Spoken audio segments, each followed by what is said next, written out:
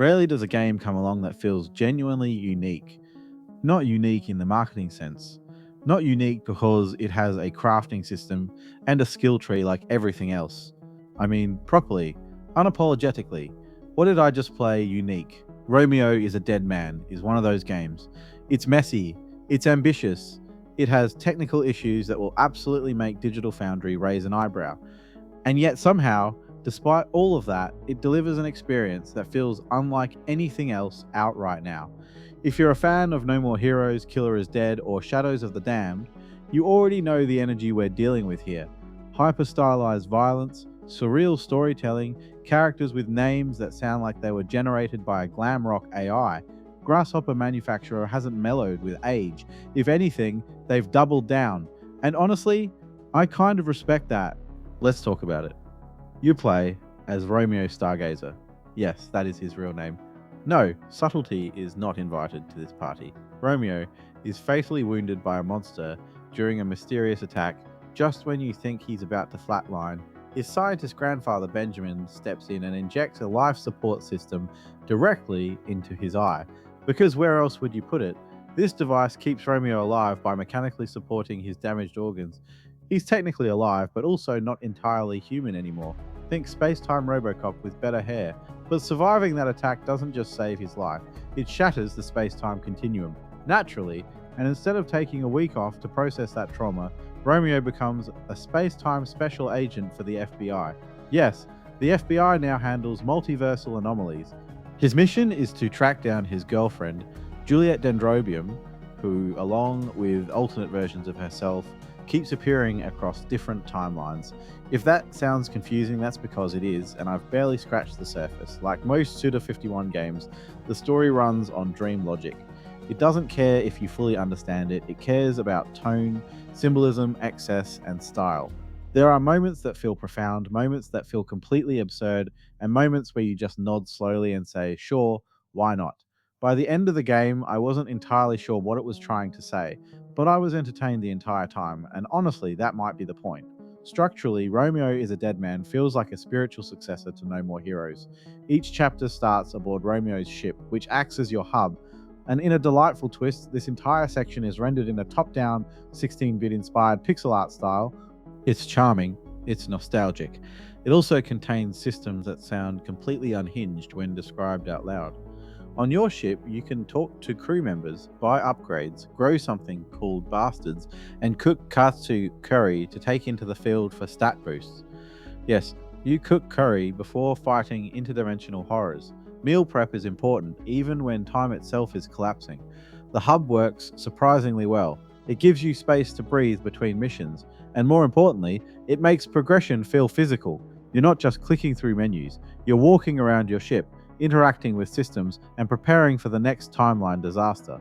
When you head out on a mission, you first pilot your ship through a Star Fox-style space sequence flying toward a dimensional tier. It's a brief genre shift, but that's very on-brand. This game refuses to sit still for too long. Once you reach your destination, most chapters follow a loop. Explore an area, collect pieces of an interdimensional key from something called subspace, and then defeat a boss. The levels themselves are packed with references and inspirations. You'll spot nods to Dawn of the Dead, Resident Evil, PT, and even real-world events like the Jonestown cult. It's horror-infused, occasionally satirical, and constantly shifting tone. There are light puzzles sprinkled throughout, nothing too brain-melting, just enough to break up the combat. Now, let's talk about Subspace. Subspace is essentially a dark world version of each level. You access it through old televisions, because of course you do. Visually, it becomes this pulsating, wireframe nightmare realm that looks like someone fed a geometry textbook into a horror synthesizer. Artistically, it's striking. Functionally, it's kind of a mess. These sections are visually busy and oddly difficult to read, even though they're mostly linear. I understand that the chaos is intentional. It's supposed to feel unstable, but there's a difference between intentional chaos and practical frustration. Thankfully, Subspace doesn't overstay its welcome, but it's easily my least favorite part of the experience. Combat though, combat feels great. This is where the game really shines. It blends melee and ranged attacks fluidly, and in a move I genuinely appreciate, you can unlock most of the weapon types fairly early on.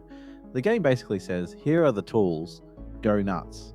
You've got a dodge, you've got combo chains, and as you attack aggressively, you build up a blood meter. That meter can then be spent to recover health. So instead of hiding in a corner, you're encouraged to stay in the fight. The system rewards aggression. It wants you to be stylish, risky, and relentless. And it feels good. Hits land with weight. Animations are snappy. Encounters are chaotic but satisfying. Then there's the bastard system. Yes, we need to talk about that name again. Bastards are zombie-like companions you grow on your ship in what feels like a twisted version of Animal Crossing.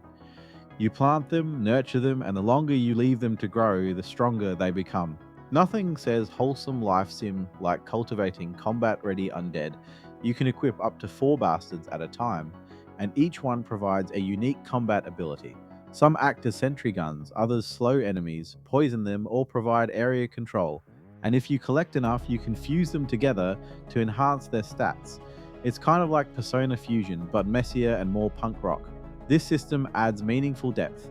If you're struggling with a particular boss, you can tweak your bastards, adjust your loadout, and experiment with different builds. Speaking of bosses, I played on hard difficulty, and hard means business. Several boss fights forced me to go back, rethink my strategy, and rebuild Romeo from the ground up. Sometimes that felt satisfying, like solving a mechanical puzzle. Other times, bosses felt a little too spongy. Once you've exploited their limited weak points, you're often left whittling down health bars the old-fashioned way. It's not bad design, but it can get a little tedious. To help with progression, the game includes something called Palace Athene, randomly generated combat dungeons where you can grind for experience and upgrade materials. Now, grinding isn't something I usually associate with Grasshopper action games, and I can see some players bouncing off that idea, but the combat is strong enough that I didn't mind running through a few gauntlets between bosses. You can even adjust the difficulty of these dungeons to improve rewards, which is a nice quality of life touch. Now we have to talk about performance, because yes, there are issues. When every enemy explodes into pixelated blood confetti and the screen fills with effects, the frame rate takes a hit. There's noticeable slowdown in intense encounters. If you're extremely sensitive to performance dips, this will bother you. There's no sugarcoating it. Personally, as someone who survived No More Heroes on the Wii, I've built up a certain tolerance. It's not ideal, but it didn't ruin the experience for me. Artistically, though, the game is fantastic. Bold color palettes, stylized violence, cohesive visual identity. Even when it stumbles technically, it's never bland. And in a market full of polished but predictable releases, I'll take bold and flawed over safe and sterile. So where does that leave Romeo is a Dead Man? It's not a masterpiece, it's uneven, it overindulges, it has technical rough edges, subspace doesn't fully work, some bosses drag, the grind might not be for everyone, but it's also daring, stylish, mechanically engaging, and creatively fearless. Grasshopper Manufacture continues to do what they've always done, make games that feel like nobody else could have made them. For longtime fans, this is absolutely worth your time. For newcomers, it might either convert you instantly or completely overwhelm you. For me, the ambition outweighs the flaws. The combat is strong. The systems are layered. The aesthetic direction is bold. Even the narrative chaos feels intentional. It's a flawed, fascinating ride. And that's why I'm giving Romeo is a Dead Man a 7 out of 10. If you've played it, let me know what you thought down in the comments. Did it click with you, or did the time travel madness lose you halfway through? And where does it rank among your favorite Grasshopper games? If you enjoyed this review, make sure to like the video. It genuinely helps the channel out, and subscribe if you want more deep dives into games that take big swings, whether they land perfectly or not. Thanks for watching, and I'll see you in the next one.